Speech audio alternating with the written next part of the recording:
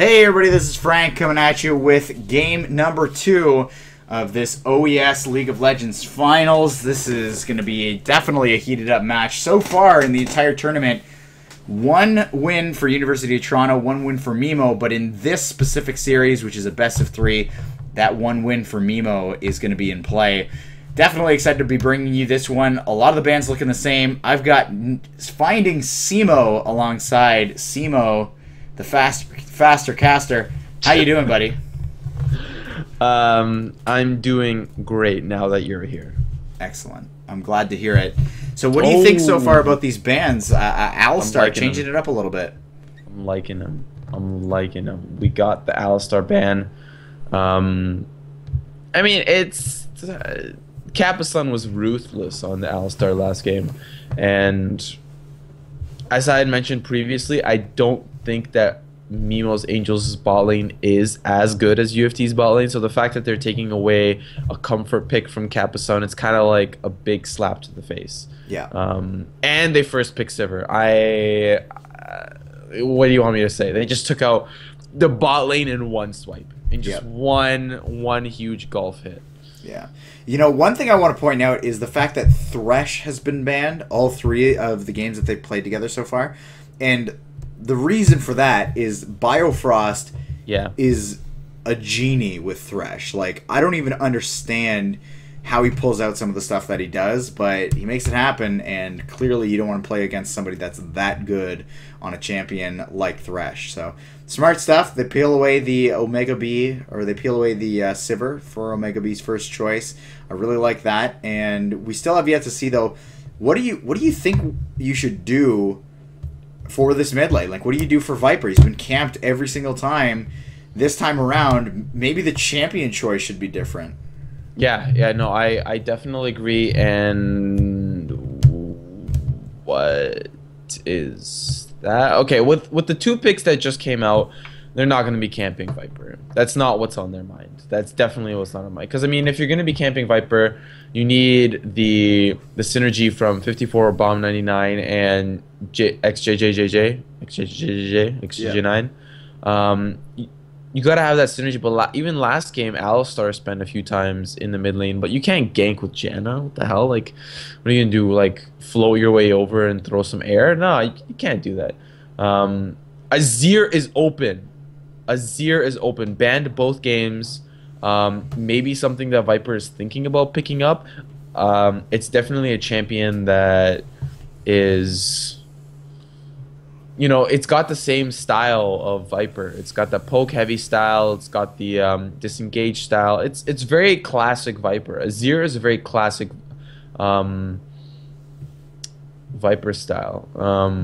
But I feel like, I don't know. It depends on the synergy between 54 Bomb 99 and XJJ9. We'll see what MiMos picks out here to see, like, are they gonna camp Viper or not. I would say that's not what's on their mind right now, or this game at all. But if we take a look at the UFT picks, they picked up the Hecarim again. I don't know. I mean, I guess it has worked out for Omega B in the past, but what if they ban it out in game 3? Let's say we go to a game 3. Are they just gonna ban Hecarim? Like, is that something that you should ban? Maybe. Yeah, maybe. Probably. And you can see Omega B even confident enough. There we go. Gragas locked in with the Maokai. I've seen that quite a bit. But yeah, Omega B even still had Ignite Teleport, so I think he knew he was going to be playing that champion again, even though it was carried over from last game's Summoners. I just think it's been working. You know, it worked the first time they met. It's been working every game since. Last game was a little bit tougher because he got lane swapped on. But here we go. This is going to be an interesting choice. So AC, there it is. Ezreal mid. Can't gank those. Can't gank those. Classic Viper pickup, though. He's got the poke. He's got the disengage. He loves Corki mid. He loves Azir. He loves Cassiopeia. Just all these disengaged champions that poke down. He doesn't really like fight champions a lot, or like assassins. He can play Ahri. I've seen him play a pretty mean Ahri. But I think he just, in terms of higher level play, I mean, when he plays with me, he's obviously playing with scrubs. He generally tends to stick to those poke heavy champions. even in a composition that's all about team fighting. It's just comfortable for him, and I guess That's what he's going to stick to. On the return end, if the Fizz gets locked in, I don't think it'll be as effective as they'd like it to be. I think Fizz has grown more into of a top laner than a mid laner, unfortunately. But we'll see how well 54 Bomb 99 does this game. I hope like he might get spoon fed again like last time, but this time Dank Memer is on Zac, something that we haven't seen him play before. And it's definitely kind of like a weird pick altogether. Of course, Zac has been a little bit in and out of the meta, but what are your thoughts on the Zac pickup? Yeah, I mean, I actually play a lot of Zac. I think he's a little bit underrated right now. He's a great fit in terms of being that big tanky initiator. We've seen Gragas start getting nerfed. We've seen Sejuani starting to get nerfed. Maokai really doesn't fit in the jungle anymore, so you got to think who's going to fill that role. The meta still exists, like the big tanky frontline bruiser meta still exists, and Zac is just kind of a good fit for it. He gets in there, he does percentage damage, he can really shut down the back line, and if he's in the midst of everybody, he can get himself out of there no problem with his ultimate, just knocks everybody back. And I don't think that's a bad choice at all. And in terms of ganking Fizz, he really does stick to you quite well. No pun intended for his, biological makeup. But he is. I was made for this. Sorry. He was. Yeah, literally. He was. One synergy that they have in this composition that is a lot more successful than any other composition we've seen in this tournament thus far, which is pretty ballsy to say, is the fact that Omega B can teleport to Zac's Globlets with home guards ready to go, and just join the fight and keep Dank Memer alive. That is insane. Yeah. Like that, if they pull that off, geez, that's gonna be really detrimental to the back line, to say the least. A wild MiMos gonna be shaking in his boots at unfortunately at that point.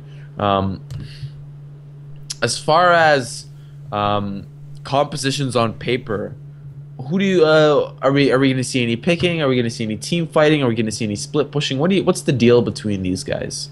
Well, I mean, they've clearly addressed the concern of having Viper not just get completely erased from being a viable champion in the game.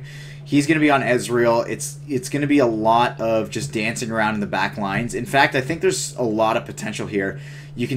I'm expecting to see big front lines. Zac's going to be backing up Hecarim in the back lines there, going after the Fizz or the Jinx. As long as Fizz doesn't get to the back lines, it's going to be Annie peeling for Sivir and Ezreal, who both have pretty decent getaways. For the other side, I think the team fight, you just need to find a way to get Fizz to the back or break up the fight with the Gragas and make sure to have Fizz just lock down the target that's farthest away from the group. When Gragas first came into the meta, obviously everybody who knows me knows I'm a big C9 fanboy. When Meteos played Gragas when he had first come into the meta, I saw a utility from Gragas that I didn't see before. They would split up the fight and focus down enemy players. And maybe that's exactly what they're doing here with the Maokai lockdown. That they can like, Gragas will break up the fight, but Maokai can guarantee that Fizz will land the fish, and Jinx can pick somebody off with a rocket, or whatever the case may be. They have a pretty decent comp, and if it all gets too hairy, Kappa Sun can unleash the whirlwind, the monsoon, and that'll be that. But blue team has a lot more like legitimate CC, whereas purple team has kind of more, more spread CC. So the Gragas and the Janna working together is going to separate the fight, which is like, it's not as reliable as something like an Annie stun or a knock up from Zac. But we will see how both teams use their kit to, their effect. I don't know. This could be the last game. This could be game 2. We are about to get into Game 2 of the Ontario Esports Series 2015 League of Legends Provincial Championships. The prize pool is $2,500. Today is the day for the Ontario League champion to be crowned, or at least 5 kings. There were 5 kings. Sounds like a Lord of the Rings intro. We'll see. We'll see. We'll see. We'll see. I think that Viper is gonna. Okay, the last time I saw him on Ezreal, like, he went berserk. They were losing early game and they lost mid game too, and late game he like unlocked like the map. You know, he went to the museum that Ezreal keeps talking about. Like he and he brought back some really, really good artifacts. And that was against I think that was that semis, or was that against ES Freebirds? I think it was against Freebirds where he played the Ezreal, maybe. If not, it was probably one of the matches leading up to the semifinals, or it was in the semifinals.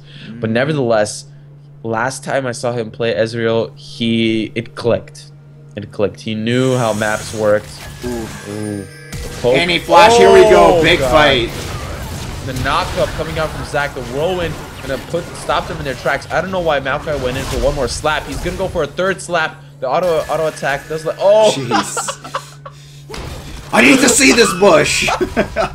My God. Well, that worked out. Oh man, only 1 flash burn and then 2 ignites, whereas on the enemy team, heal, flash, flash. Yeah. I don't know. That went in favor of UFT. Good stuff. And they got an extra warden at Gromp, so they know that Jinx and Jenna are going to be starting topside. That's why you see Hecarim grouping up with the green monster himself. Good. That's what I like to see. That's what I like to see. It's a good start. Both teams are kind of like, ooh, what do we do? What do we do after that? Also, I wanted to mention something very interesting is that a lot of mid laners, I've seen Viper do this very often, but some mid laners, maybe not all, they go 21-0-9 as opposed to 21-9-0, and they go for the Biscuit Mastery. What are your thoughts on going for the utility masteries as opposed to the defensive masteries? If you know that you're going to be getting your damage off regardless, you're pretty okay to go 21-0-9. In fact, in a lot of instances, like when I'm playing Ahri, I'll go 21-0-9. And it gives you the longer buff duration. It gives you the Biscuit, which I think Biscuit's actually an amazing mastery point to spend. And if you can get down the utility tree to it, you definitely should. In fact, I think there's even a top lane or two that I'll play with the Biscuit mastery. It's just such a strong mastery. So regardless, I think that's a good way to go. If you know that you're going to be safe. If you're a more frontline guy like Fizz or even Morgana, because you're trying to get in the mix and you want to stay alive a little bit longer, 9 points in defense, obviously that's going to be helping you out quite a bit. Absolutely. I think that I've never seen Viper actually not have the Biscuit Mastery. So, ooh, blue buff steal. I'm very interested in the way that this is playing out. It's very one-sided, and I don't mean that in a punny manner, but it's very literally they're sticking to kind of where the safety lies. They're probably going to trade turrets, which is a very common tactic to do both. Oh, but Sivir has started kind of oh, okay, so red side, MiMos Angels is going to try to push down the turret, whereas Sivir bounced the wave back towards her and is hoping to create a freeze closer towards her turret. Maokai's going to be down there to try to soak up as much XP as he can, but with Annie and Zac in the wings, it's going to be a little bit hard to do that. We will see if Sivir decides to push as Jinx and Janna decide to push, or if Jinx and Janna are just going to try to take the turret and create pressure elsewhere. Yeah. By the way, I gotta say the exchanging happening in this mid lane is very impressive here. Really good timings on his E's coming out of Viper, and 54 bomb 99. Just getting in there and taking... He did take quite a bit of a beating on the last one, but he's really finding at least some damage to get across, which is not that easy against an Ezreal as any champion, let alone a Fizz. But top lane here, gotta mention, this is gonna be a very quick turret about to go down here. Maybe 1 or 2 more waves. Gragas is there as well, waiting for it. So as soon as this turret goes down, they're going to know that that's all theirs. Zac, however, is going to get spotted out by this Wolf Spirit. Always feels like you're being... Like he's such a traitor for spying on you in your own jungle, right? Like, I thought we were friends. But that's no good. Hecarim's up there trying to defend. Zac knows he needs to get into the mix, but they're just going to lose this turret regardless. Down it goes. Yeah, down it goes. I wonder. Oh, I think they. Oh, but the body slam did miss from the Gragas, so it's not gonna.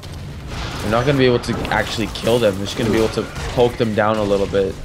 No summoners burned at all. I think Sever and Annie are just gonna do the same answer. It's just gonna take them a little bit longer. Ooh, but the exchange in the mid lane. Oof. Yeah, forces out the heal, so good stuff there. You definitely don't want to have to summoner heal while you're ignited because it's reduced, but smart stuff there regardless. Does get away from that one. And now I think Gragas kind of has a little bit of an opportunity, or he had an opportunity to start hunting down that dragon if he could take some teammates with him. He did get a really decent push off in that top lane. Turret goes down and you've got a really low HP enemy jungler. Leave the Jinx up there to push. Make sure that Zac can't go back all that quickly and then just rush down the dragon. They let that one slide, but I definitely think in the future they got to keep a really close eye on taking advantage of those opportunities. They also have to keep a close eye on Hecarim. Now that he's developed a freeze in the top lane, they have to think about what is his impact going to be 5 minutes from now, because he's going to soak up a lot of experience. He's going to soak up a lot of CS, and what's Maokai going to do? He's going to fall behind a little bit, right? So you got, like, these are things that you have to think about as a team. Are you sacrificing a mid camp? Like, is that what you're trying to develop here? Because that's what they did last time, right? They switched, then got the turret, and they camped the hell out of Viper. Doesn't seem like that's the answer now, as I mentioned in the pick and ban phase, but they are. Janna is rotating towards that mid lane. She's just getting vision of the jungle. Viper knows what's up though. He's smelling a little something, little windy in the bot side. But I think now that the top lane turret is gone, this is gonna allow, like you said, the kind of like that dragon pressure that they need to pick up. And UFT is just gonna let this slide. They're waiting for Ezreal to get his. Oh, I thought he was gonna go Trinity Force, but he's just gonna go. Is he actually gonna go damage, or is he gonna go ability power? What do you think? Yeah, I think he's pretty likely. You're talking about Ezreal. Yeah, he's pretty likely to go like AD at this point. Even just seeing him pick up the Doran's Blade early on, even though, you know, you've got like cannons will go Doran's Blade really early. Oh, he laughed. Oh my god. That's sad. Viper is back, ladies and gentlemen. He was 89 degrees. Oh, but not anymore. Oh, the flash. Where's the E? Oh, nice jump in from the Zac. And he E's off to the side. It's going to be first blood for 54 Bomb, which is going to trade off another kill onto him, though. As well, in the background here, Gragas goes down to the Hecarim, so they do converge really nicely onto this. In comes Janna and Jinx from the bottom side, though, which is going to leave a decent opportunity for pushing in the bot. This is a little bit of a crazy rotation happening there, which does equal things out. In fact, for the first time in this game, that gives U of T an advantage, though they are down in a dragon, which is never good. Oh, AC and a little bit stuck between. Wow. Oh. Just going deep. That stun from Annie. The ultimate. Oh, where's her ultimate, though? She doesn't have it. Level 5. Sad stuff. She could get it, though. How close is she to level 6? It's possible. It's possible. One more minion? 2 more minions? Oh. I doubt she would throw it willy-nilly. This isn't bronze tier like the tier that you're in, Frank. Oof. Oh. Oof. Ooh. Really mean. Wow, Ezreal just going off on this Fizz right now. He's not outputting a ton of damage, and you do have the Seeker's Arm Guard, which is helping a lot with that for the Fizz. But regardless, he's landing every Q and every skill shot. I mean, it is a true display of skill, that's for sure. Don't act like you didn't like it. Oh, same goes for you at home. It was just okay. It was just. All right, that's fine. Wow, Hecarim and Zac just waiting for Ezreal. Everyone's always waiting for Viper. When is Omega B gonna get his Nutrient Sunshine? Whoa. Jeez. Ezreal is really crushing this lane, actually. Unfortunately, Gragas can't really get in there and get a whole lot done. They did kill him under tower, which didn't really work out too well for them. There's the W coming out of Biofrost. It's not going to be enough. Probably going to go down. No, actually it is. So they get away from that one. Great stun coming out of her to help herself get away. Ekram, meanwhile, duking it out with Maokai up in this top lane here. Smart stuff. Charges him back so that he doesn't get queued into tower range. I love the little nuances of the top lane battle because you're always thinking about every little thing so that you can get those small advantages, especially if it's a wet noodle fight like what's going up in that top lane right now. And considering Hecarim has started to build his Spectre's Cowl first, last game he had the ability to... He had a freeze in the top lane, but I think this time he opted in for pushing it down and having Maokai come back, so he doesn't just roam to that mid lane and screw over Viper like he did last game. But let's not talk about it. That was last game. Hecarim is now able to duel Maokai a little bit more. I think at the current moment, if there's anybody that we should keep an eye on, it's Gragas. It's going to be up to Gragas to set the pace of the game. And that's not to say that, you know, Viper's not going to set the pace or Biofrost is going to roam mid, but we're looking at Gragas because of how much he had. Whoa, that's ballsy. Yeah. Oh, Biofrost gets in there too. Wow, nice kill there, and that's the no ignite actually. It just was the damage that slipped through. I always feel like whenever there's a character that goes invulnerable, but that takes the last, like, projectiles with them. Oh, actually, I can't go into that yet. But Omega B gets pounded up on here. A lot of CC coming down. Oh, and gets out of the way of the Gragas ultimate. That looked pretty cool. And will run to the loving arms of Annie, who will help him get away from that one. But yeah, anytime you go... Oh my god, there's so much action all the time. Anytime you go invulnerable, and you take, like, a projectile with you, like Fizz just did, like the last one just, like, slipped through. It reminds me a lot of the scene with Dobby when he dies, when he gets the blade thrown at him. Yeah. You know what I'm talking about? Bellatrix. Yeah. See what I'm saying? Yeah. Oh, nicely done. I think after that last game they had a brief meeting. In the 10 minutes that we had a break, they were like, oh, hold on, let's put that on pause. Big fight in the mid lane. Annie's stunning up the Fizz. He's not. The fish is actually gonna land and gonna take Annie down with her. But the flame chompers, this Jinx gonna turn around and poke it down, but no. It's just a 1-for-1 exchange. The ultimate gonna whip right through hit. Jinx, but it's not gonna be enough to take her down.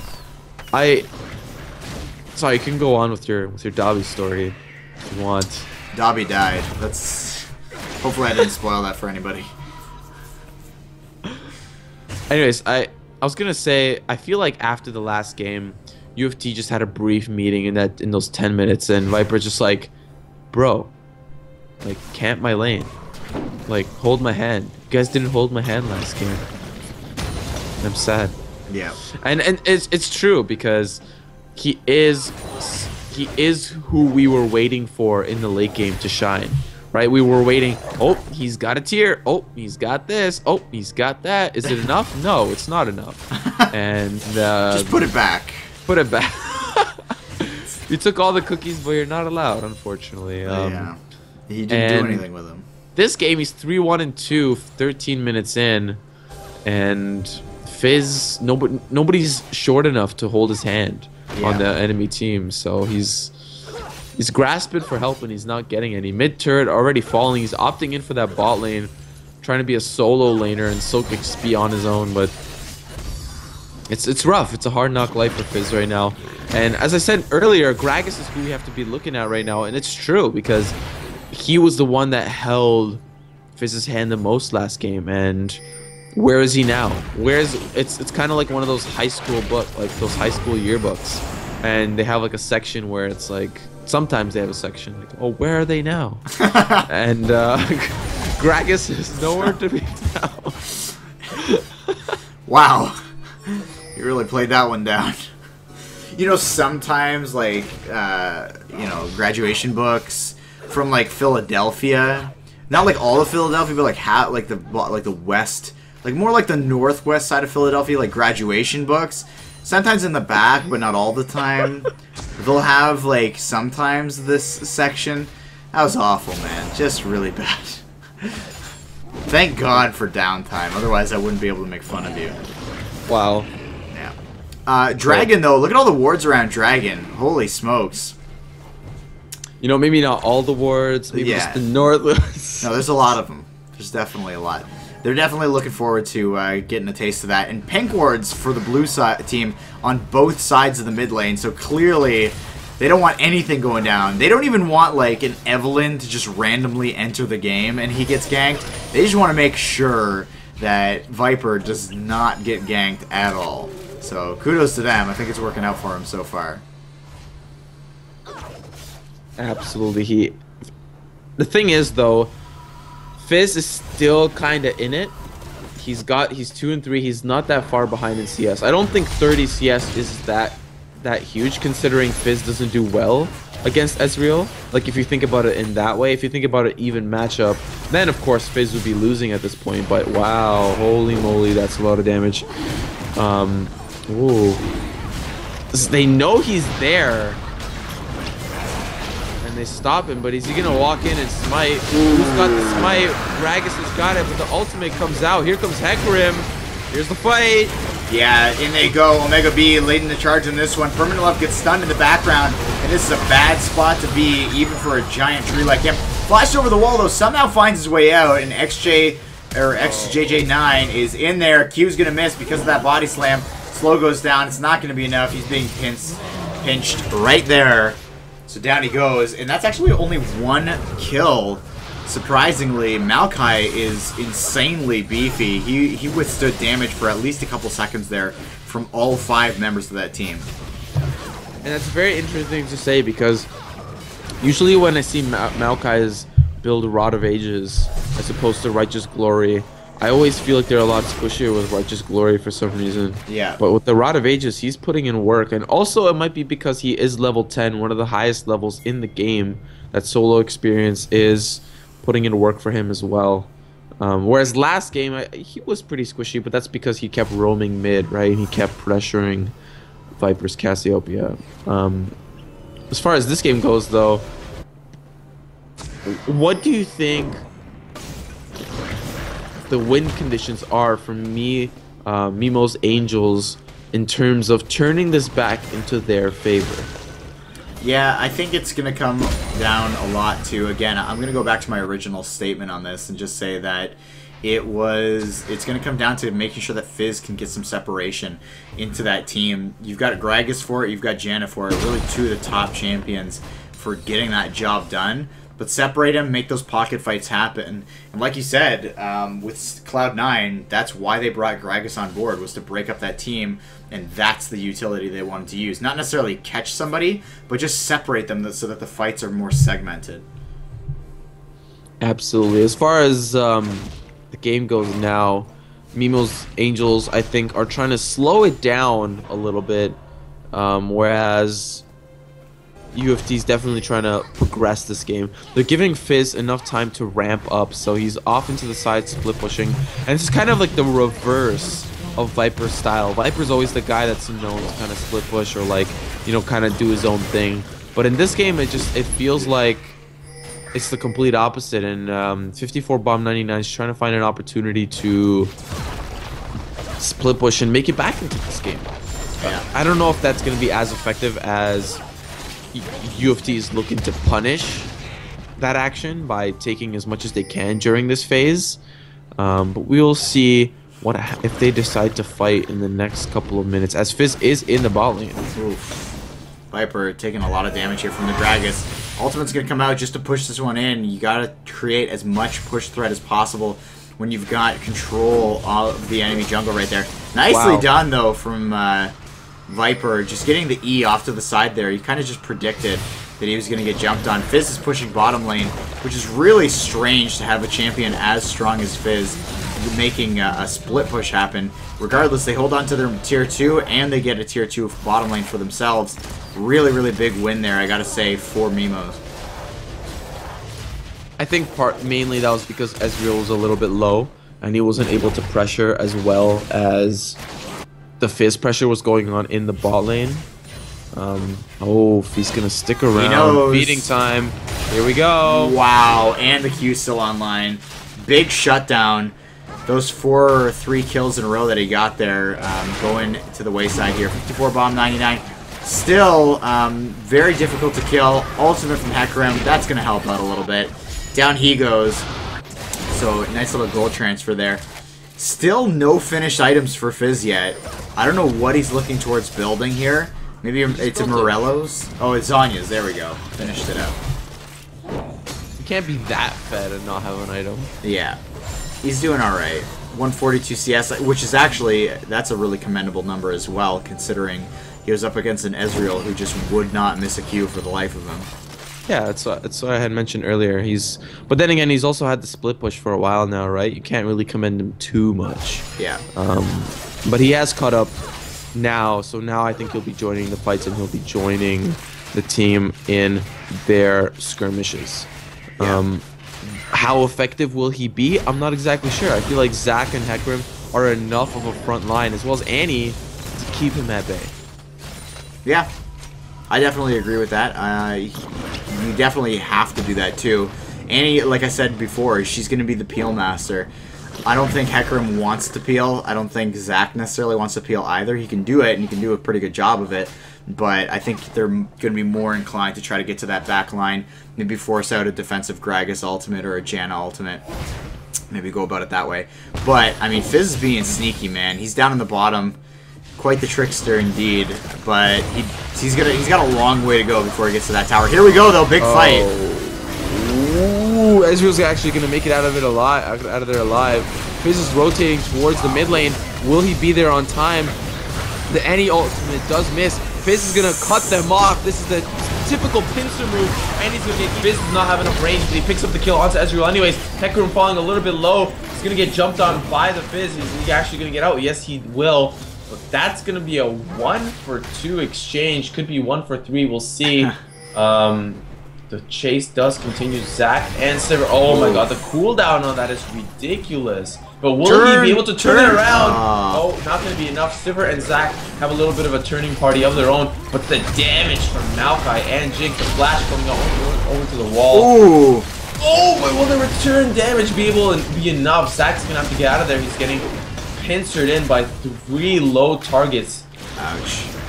There it Teleport? Goes. No. Massive. No, he's down for another 50s. Bummer. Oh, that was dirty. That was the fade away. I would have laughed if that would have missed. Oh, nice little pickup. Actually, Annie's now looking to get a piece here as well.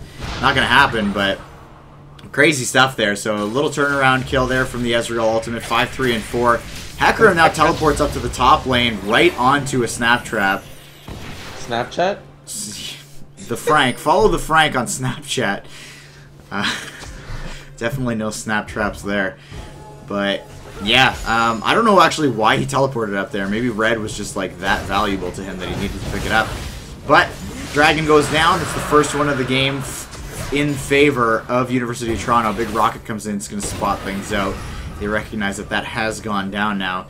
So, first Dragon of the game, very important to have under your belts. You want that damage increase. If you don't have it, but the enemy has it, it feels pretty rough. Yeah, so just make sure you get at least 1 to start things off. You sound like you're a professor at League of Legends High School. You're like, you know, if the enemy has 1 dragon, make sure you get that 1 dragon, because if you don't, you're going to fail your exam. Yeah, take notes. Oh, baby, one more time. Jeez. And he's got Zanya, so he's probably going to survive. Next up, Playful Trickster on the big screen. There we go. And Zac looking to go deep here. Everybody going ham on this Fizz, and that's a huge mistake. Now everything's burned, and it's going to be a massive turnaround here. Kill for Jinx, who gets excited and is going to continue forward on this one. If Dank Memer dies, he's super low on HP right now. If he dies, it's going to get Jinx excited again. Biofrost goes down, excited one more time. Going to use that speed boost to move forward some more. Oh! There it is. He gets away, but I really doubt that he's going to survive. EGE.gg. Oh. Homing rockets. Wow. What a turnaround. 9-11 the score. And you know what they say, Jinx rockets don't melt steel beams. So, good score. Yeah. Nobody? Dead air? No. Oh my god. That was an amazing one. That was hilarious. No. Okay. It was no. You hit me up with the that was terrible about 5-10 minutes ago. I'm gonna hit you up with that. Well, that was horrific. And we're gonna be even. We're gonna call it even. Oh. AC knocked up into outer spacey. And you know what? They're very aggressive here. You might be right. 5:30 might just be the win condition for U of T because they're going off right now. Look at that. Fizz ult goes out. They're so aggro right now. They just want to get this done and over with. If they wait to 40 minutes, that will be the end for EGE.gg. Will they be able to do without a jungler? They might be, but these combos almost feels like they're playing Street Fighter. But unfortunately they're not, since League of Legends Ontario Esports Series Provisional 2015 Championships. Wow. Almost. Yeah. Yeah. Oh, here comes the party, ladies and gentlemen. Yeah. Eddie's gonna be knocking up everybody, as is Zach. Smite coming out onto Maokai to slow him down. They're gonna continue the chase. He's gonna twisted advance his way over, but looks like we're just gonna take Baron and wait till 5:30. Take Baron and Turtle. Next level strats. Well, actually, here's the other thing, though. If U of T wins this, what do we do? I don't know. We just that's why they can't. We call it. That's why they can't. They can't lose it. Okay, here we go. These questions. Oh, huge steal. Well worth it. Damn, he really has to go at 5:30. Yeah.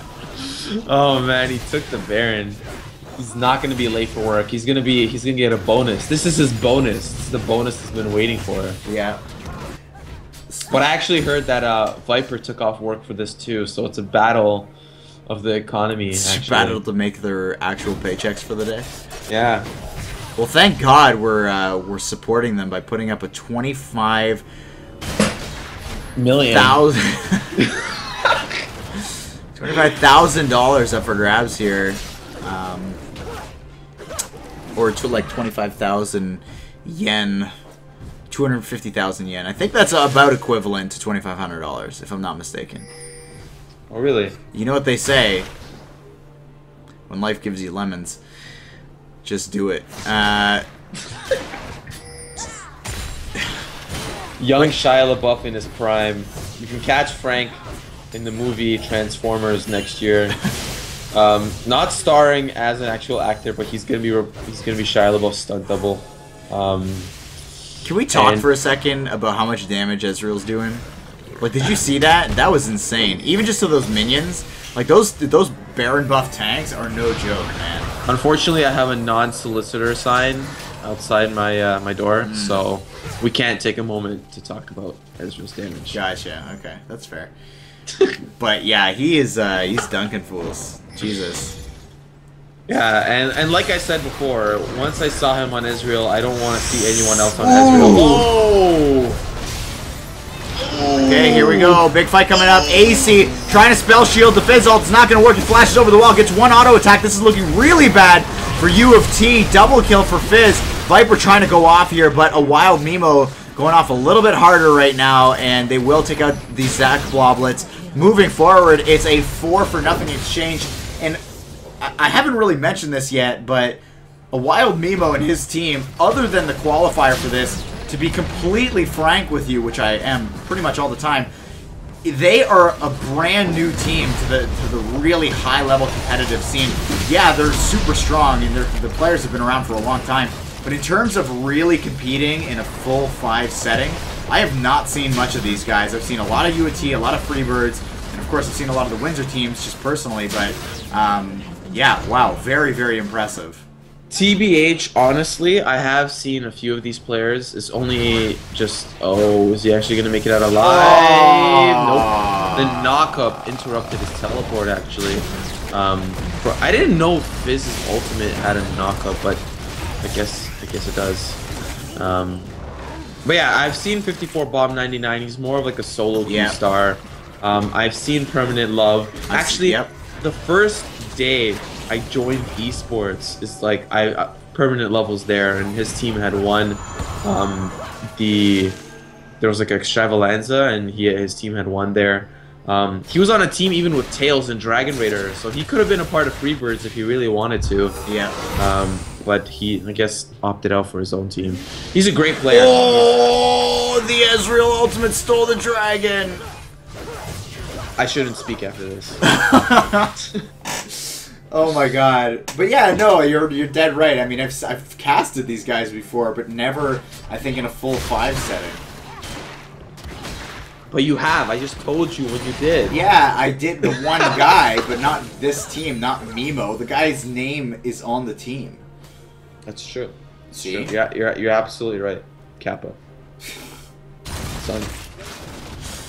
That that Ezreal steal just revitalized my entire life. That was I thought the Gragas steal was impressive because he had to go at 5:30, but Ezreal wants his paycheck too. Yeah. This is a battle of the esports dollars. Who's gonna get it? And if it's 5:21, 9 minutes left until XJJ9 has to leave. I think this is more of a countdown of when does XJJ9 have to go as opposed to as who's gonna win and who's gonna lose. But they are pushing down the bot lane. It's classic bot lane push. Oh, is he gonna, he's not gonna be doing a lot of damage. Oh no, Annie! Banani! Good night. Legendary 54 Bomb 99. Jigs is way in the back though, not getting a ton of damage off. Zach is now being surrounded by 3 characters. Not a good feeling. Permanent Love on the other side. Double kill for Fizz. Going off right now. Definitely has respect for his teammate who has to leave. And the reset for Kappa-sun getting all that HP back. They're going to be pushing in here. I think you're dead right here, Mr. Simo. This is going to be GG. And a big congratulations for winning. These guys are now holding the title, the OES title. It's been a long run, a lot of qualifiers, and it's all led up to this moment here. And it's going to be MiMos Angels taking this one down and beating University of Toronto Azure. I feel like the entire scene is just this love triangle. Yeah. It's like U of T can beat Freebirds.